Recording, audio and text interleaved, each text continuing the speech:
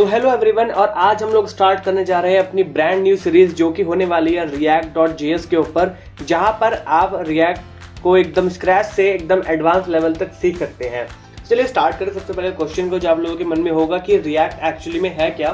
सो react एक JavaScript library है जो कि यूज कर जाती है यूजर इंटरफेस बिल्ड करने के लिए।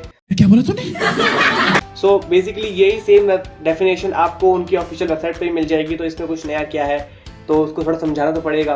सो बेसिकली जावास्क्रिप्ट लाइब्रेरी क्या होती है? सो लाइब्रेरी वो होती है कि आप किसी पर्टिकुलर लैंग्वेज के ऊपर एक उसका एज अ रूट यूज करके, एज अ कर्नल यूज करके आप उसके ऊपर बेस्ड ऐप या कोई एप्लीकेशन बिल्ड कर सकते हैं। सो यहाँ पर आप लोग जावास्क्रिप्ट का यूज करके एक कंप्लीट जावास्क्रिप्ट ड्रिवन ऐप जो है बिल्ड कर सकते हैं। तो आपको यहाँ पर कुछ नया सीखने की जरूरत नहीं है, आपको बस यहाँ पर रिएक्ट के कॉन्सेप्ट को ध्यान से देना है। बस आपके जावास्क्रिप्ट नॉलेज जो है वो अच्छी होनी चाहिए। यहाँ पर रिएक्ट का फायदा क्या है ऐसा? तो रिएक्ट बेसिकली आपकी जो होती है वो जावास्क्रिप्ट की तरह ही यहाँ पर आपकी क्लाइंट साइड रन करती है, मतलब आपको ब्राउजर में ही रन करती है। आपको सर्वर पे यहाँ पर रिक्वेस्ट हिट नहीं करनी पड़ती है। मतलब आपने अगर कोई यहाँ पर रिक्वेस्ट डाली तो वो रिक्वेस्ट आपके ब्राउजर में ही रिजॉल्व हो जाएगी, वो सर्वर तक नहीं जाएगी। बिकॉज इससे क्या होगा, आपका एवरेज वेटिंग टाइम जो है वो रिड्यूस होगा।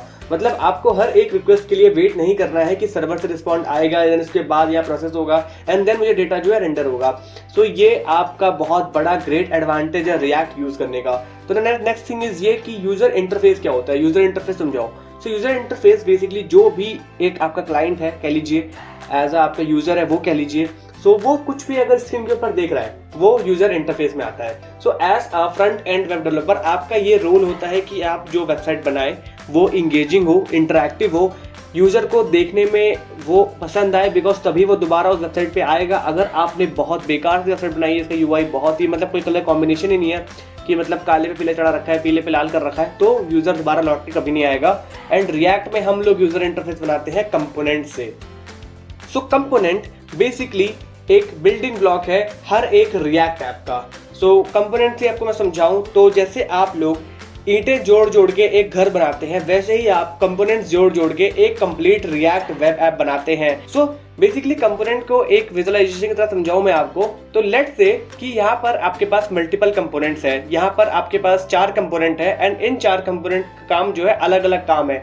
मे बी कोई कंपोनेंट आपको डिटेल्स दिखा रहा है यूजर की, कोई कंपोनेंट आपको कोई नया कंटेंट शो कर रहा है, कोई कंपोनेंट इमेजेस डिस्प्ले करा रहा है, कोई कंपोनेंट नैवबार दिखा रहा है। सो बेसिकली हमने चारों कंपोनेंट्स को लिया, उठाया और एक साथ एक वेब पेज में इंसर्ट कर दिया। तो इसके बाद मैंने क्या करा, मैंने कंपोनेंट को आप देख रहे होंगे मैंने एक से ज्यादा बार यूज किया है। तो मैंने बताया था कंपोनेंट्स आपके रीयूजेबल होते हैं, और सेकंड थिंग कि ये बहुत ज़्यादा मेंटेनेबल होते हैं। मतलब आपको अगर अपने वेब पेज में कुछ चेंज करना है तो आपको पूरा कोड बेस चेंज करने की ज़रूरत नहीं है। आपको देखना है कि उस चीज़ के लिए जो वहाँ पर वो डेटा रेंडर हो रहा है या जो कंटेंट रेंडर हो रहा है उसके लिए कौन सा कंपोनेंट रिस्पॉन्सिबल है। सो आपको इंडिविजुअली उस कंपोनेंट में जाकर चेंजेस पुश करने हैं एंड वो आपको आपके वेब पेज पे दिख जाएंगे।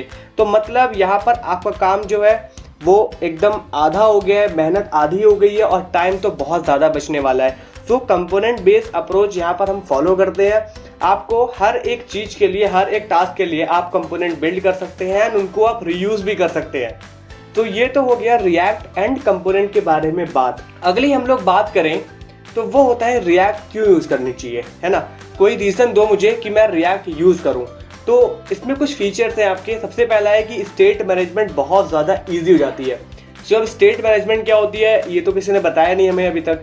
सो बेसिकली स्टेट मैनेजमेंट बताती है कि आपका जो पर्टिकुलर एलिमेंट है किसी पर्टिकुलर पॉइंट पे आपके वेब पेज पे उसकी स्टेट क्या है, ठीक है, वो किस स्टेट में है। तो आप रिएक्ट से ये पूरी स्टेट मैनेजमेंट बहुत इजीली कर सकते हैं। आपको हर एक चीज का ध्यान रखना, रिएक्ट आपके लिए वो सब चीजें कर देगा आपको, ठीक है। आपको बस चीजें आनी चाहिए कि यूज कैसे करना है उन्हें, रिएक्ट सब संभालेंगे, ठीक है।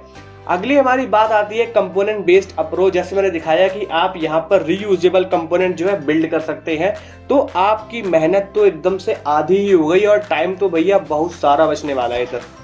दूसरी चीज यहाँ पर है कि डेटा बाइंडिंग। तो अभी फिलहाल डेटा बाइंडिंग आप लोगों को समझ नहीं आएगा, बट इसको बस कुछ ऐसा समझिए कि यहाँ पर आपका जो डेटा है वो काफी अच्छी तरीके से आप बाइंड कर सकते हैं, हैंडल कर सकते हैं, मैनिपुलेट कर सकते हैं।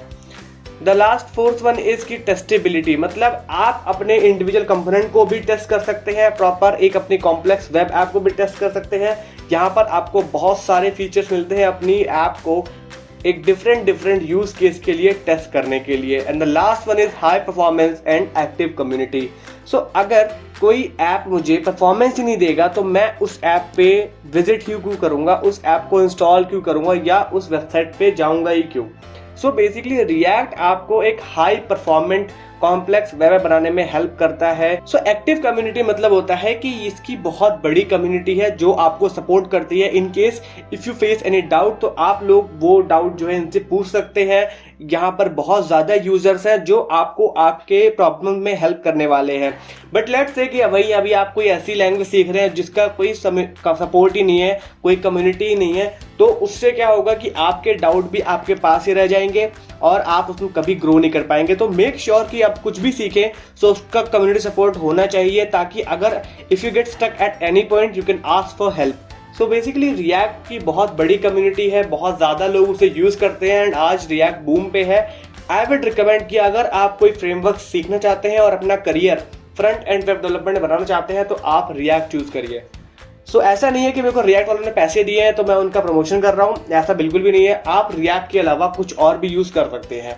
सो क्वेश्चन मन में ये आ रहा होगा कि अगर रिएक्ट नहीं यूज़ करनी तो मैं क्या यूज़ करूँ, ये बताओ।